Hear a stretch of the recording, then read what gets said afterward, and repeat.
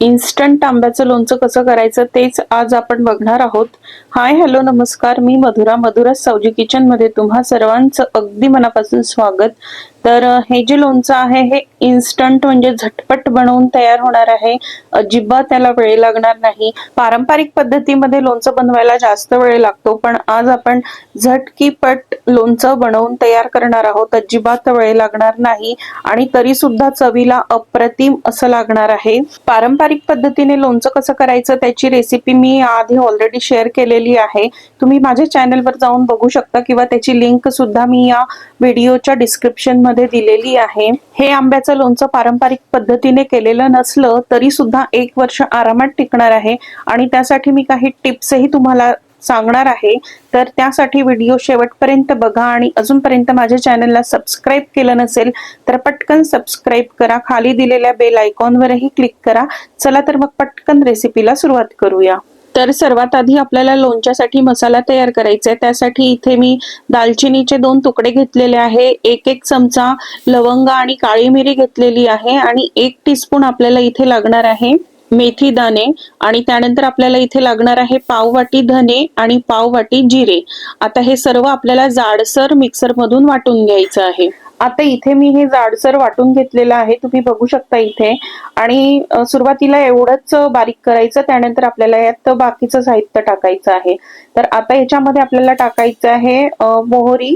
तर इथे आपल्याला पिवळ्या रंगाची जी मोहरी येते ती वापरायची आहे किंवा मग तुम्ही इथे मोहरीची डाळ सुद्धा वापरू शकता. तर इथे मी अर्धा वाटी मोहरी घातलेली आहे आणि पाव वाटीपेक्षा थोडी कमी आपल्याला यात सोप घालायची आहे आणि यातच आपल्याला पाव चमचा हिंग घालायचा आहे आणि पुन्हा एकदा आपल्याला पल्स मोडवर चालू बंद करत जाडसर असं बारीक करून घ्यायचं आहे. तर आता मी इथे याला जाडसर असं बारीक करून घेतलेलं आहे, तुम्ही बघू शकता इथे. आता हे लोणचं मी इन्स्टंट बनवत आहे म्हणून मी इथे कुठलंच साहित्य भाजून घेतलेलं नाही आहे. तुम्हाला वाटत असेल तर तुम्ही 2 मिनिटासाठी ड्राय रोस्ट करून नंतर बारीक करू शकता. आता इथे मी हे 750 ग्राम कच्चे आंबे घेतलेले आहेत आणि आंबा निवडताना इथे आपल्याला कडकच आंबा निवडायचा आहे. थोडा जरी नरम पडलेला असेल किंवा पिकलेला असेल तर असा आंबा आपल्याला इथे लोणच्यासाठी वापरायचा नाही आहे.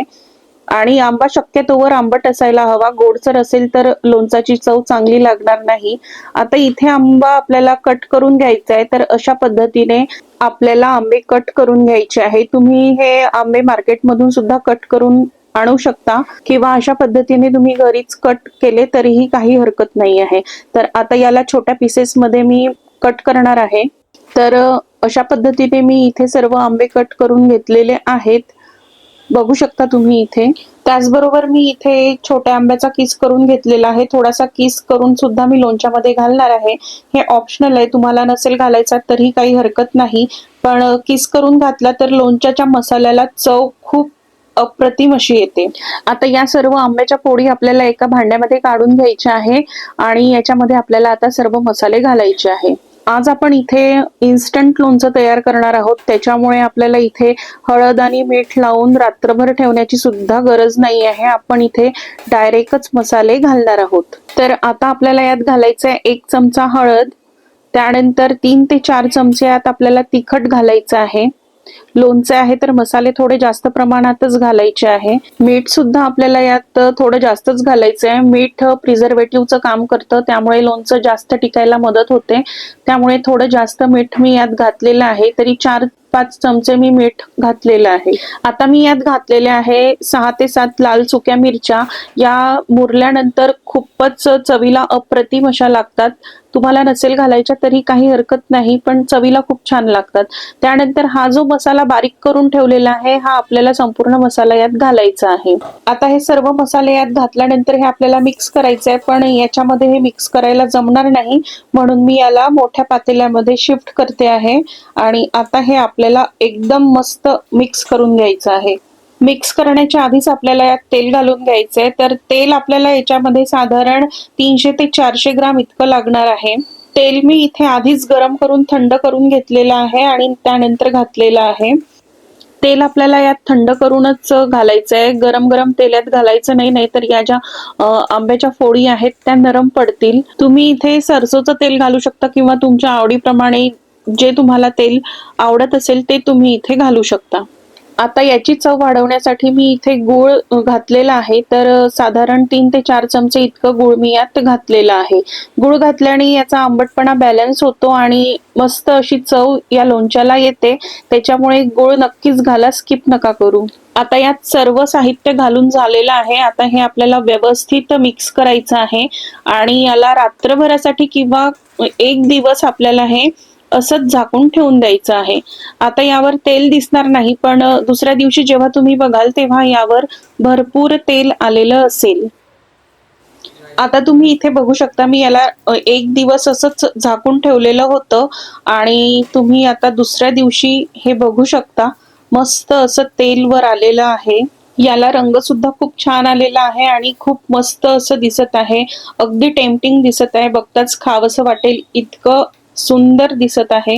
आता या स्टेजवर टेस्ट करून तुम्ही बघू शकता आणि जर काही कमी वाटलं मीठ किंवा तिखट तर तुम्ही यात ऍड करू शकता आणि त्यानंतर आपल्याला हे बरणीमध्ये भरून ठेवायचं आहे.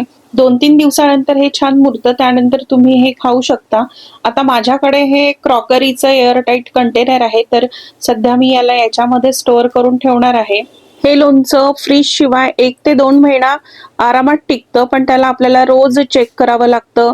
त्यातल्या त्यात त्याला पाण्याचा हात सुद्धा लागायला नको, तरच ते टिकतं. आणि मग कधी कधी लक्षात नाही राहिलं की त्याला बुरशी सुद्धा येऊ शकते.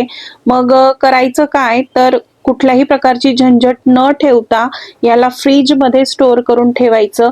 वर्ष 1.5 वर्ष हे आरामात टिकतं, याला अजिबात काही होत नाही आणि बुरशी सुद्धा लागत नाही. तर अशा पद्धतीने हे इन्स्टंट लोणचं सुद्धा तुम्ही वर्षभर एन्जॉय करू शकता. तर कसा वाटला तुम्हाला आजचा व्हिडिओ, कमेंट करून मला नक्की सांगा. व्हिडिओ आवडला असेल तर व्हिडिओला लाईक करा, शेअर करा. फेसबुकवर पाहत असाल तर पेजला फॉलो करत राहा. भेटत राहू अशाच नवीन नवीन रेसिपी सोबत. तोपर्यंत बाय, धन्यवाद.